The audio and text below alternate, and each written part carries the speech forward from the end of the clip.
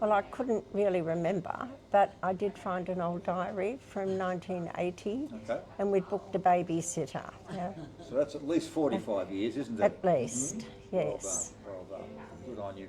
What motivated you to join in the first place? Well, having small children, it was a night off, wasn't it? Get the babysitter in and night out. But it was also local, so we didn't have to travel Exactly into the Nova or the Rivoli where we've been going to see films. And it was very reasonably priced, so it was good for a young family. And we've always enjoyed films. Good. What are the different locations that you've been to? Well, we started off in the Croydon Hall, which was cold and drafty, Yes, and we've we heard that a few times, took actually. rugs, and that was really a good introduction because they'd serve supper, a cup of tea and a biscuit after seeing some short films. And So you could have a chat with everybody. Bit of an interval. yeah, and we've lost the screening of short films, and that's a bit of a miss, I think. Then we went to Muralbark and had to pull out the chairs and put them back, and the floor wasn't raked, so sometimes it was pretty difficult to see, particularly with the subtitles. I don't know why they don't have surtitles like they do when you go to the opera. Yeah, but anyway, That's a big screen. yes. Then we moved to the plush surroundings of Churnside readings. But that meant we lost the community atmosphere. You know, it was very much like going to mainstream films. Then we moved to Croydon, which was really lovely. That was sort of like coming home, really. Except for the steps. Except for the steps, but Boronia has the steps too. But does indeed.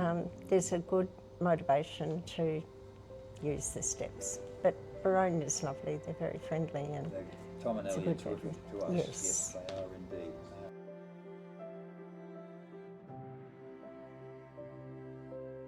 Well, the first one that made a huge impression on me was The Conformist.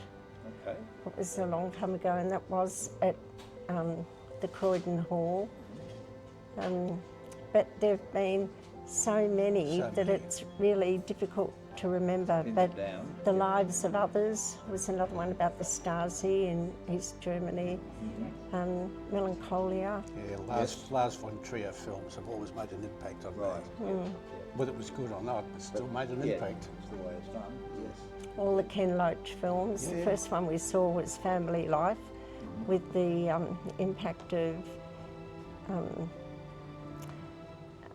shock treatment on somebody with a slight psychiatric disability.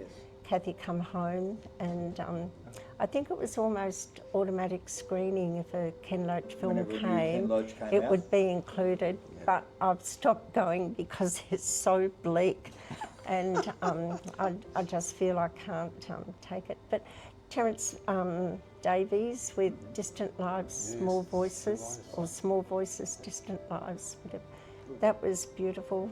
Melancholia was stunning. The Shape of Water. Yeah, and lately the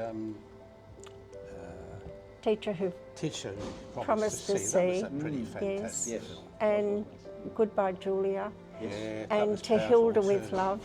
Yes.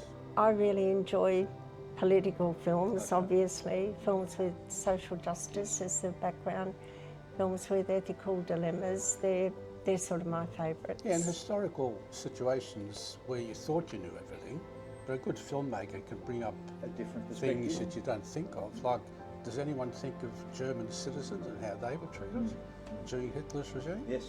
Yep. Well, that was To Hilda with Love, wasn't it? Yes.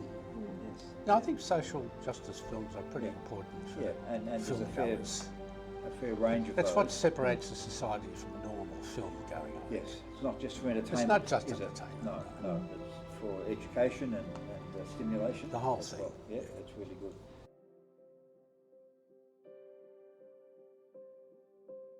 Well, I was going to say that we actually walked out on 3, and surprisingly, 2 of them were Robin Williams films, and I really like him as a person and an actor.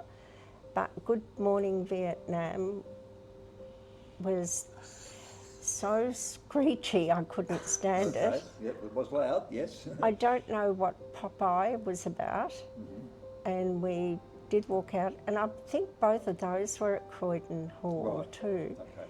And then The Thin Red Line was Terrence supposed to be an anti-war film, and all it was the horror of blowing people Just up. violence, yes. Yes, to me an anti-war film is showing the other side as being human and vulnerable.